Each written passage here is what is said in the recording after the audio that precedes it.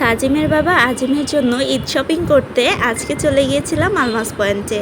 গিয়ে তো দেখি শপিং মলে এত রাতের বেলাও প্রচুর পরিমাণে রাশ।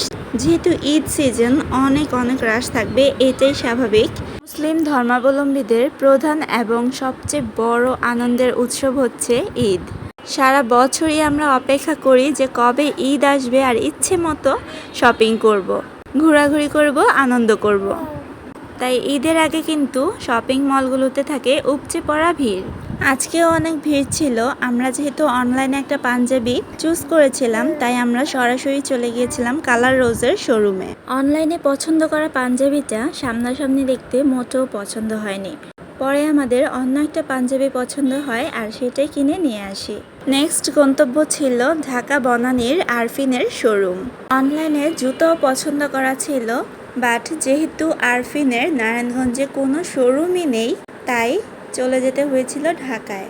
সেখান থেকে পছন্দের জুতো জোড়া কিনে সোজা বাসায়। ভিডিওতে কিন্তু সাজিমের বাবার জুতাগুলো দেখিয়ে দিলাম, পাঞ্জাবিটা না হয় ঈদের পরে কোনো ভ্লগে দেখাবো। আল্লাহ হাফেজ, আসসালামু আলাইকুম।